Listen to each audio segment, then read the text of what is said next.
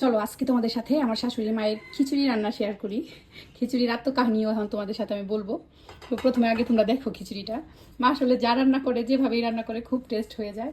এটা হয়েছে একটা পাতলা খিচুড়ি রান্না করছে মা। এটা হয়ে ভেতরে আম দিছে। তো আম তো আমি দেখতেছি না, এই যে আম গলে গেছে, তো ওভাবে ভালো করে আঠি এখনো হয় নাই আমাদের এদিককার আমগুলা। তো আমি এখন নিব। এই তো একটা মাটির সুন্দর পাত্র নিয়ে নিছি, তোমাদের সাথে শেয়ার করবো দেখে আর একটু সুন্দর করে নিচ্ছি।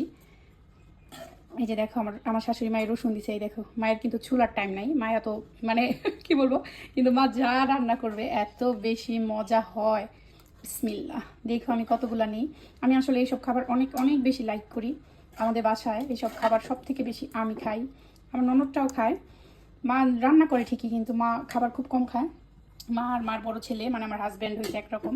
তারপরে চলো এটাকে আরেকটু অথেন্টিক করতে আমি আমার বোম্বাই মরিচের আচারটা দিই। এই যে দেখো আমার সেই বোম্বাই মরিচের আচার। এই তো আমার স্পেশাল আচারের চামিচ। তো আমি এখন একটা মরিচ নিব আর একটু গ্রেভিটা নিব।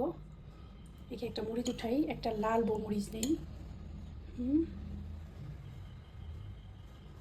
একটুখানি তেলও নিব। তেল নিতে নিতে একটা রসুন আর একটু তেল নিব।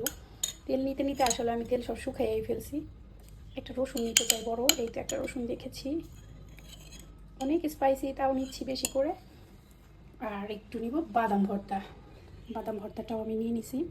আমি এখানে লেবু নিতে পারতাম, বাট আমি এমনিতেই অনেক টক নিয়েছি। আমের আচারটা মানে বোম্বাই মরিচের আচারটা আমি আম দিয়ে বানাইছি। এখানে আমি খুব কম মিষ্টি ইউজ করেছি। এখন আমি খাবো। তার জন্য আমি ব্যালকনিতে চলে আসছি, একটু রোদে বসে বসে খাইতে ভালোই লাগবে। রোদ তো চলে গেছে, এই দেখো পাই।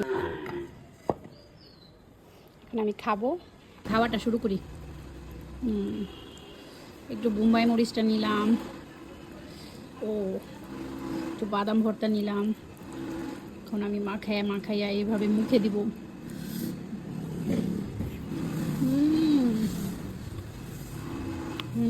যে রসুনটাকে এইভাবে গালাবো। বিসমিল্লাহ। এত বেশি মজা হয়েছে। একটু চিকেনও নিয়ে নিলাম। এখন চলো তোমাদের সাথে গল্পটা শেয়ার করি। এগুলো হচ্ছে আমাদের কালকে সব খাবার। মা আম ডাল রান্না করছিল, শাক রান্না করছিল, ভাত ছিল, চিকেন রান্না করছিল। সব কিছু দিয়ে মা আমাকে পাতলা খিচুড়ি বানিয়ে দিয়েছে। আর এটা আমি মাঝে মাঝেই খাই। এটা আমার খুব প্রিয়। তোমরা কারা আছো এরকম খাও এগুলা? অনেকেই হয়তো অনেক কিছু বলতে পারো, কিন্তু এই খাবার আমার খুবই প্রিয়।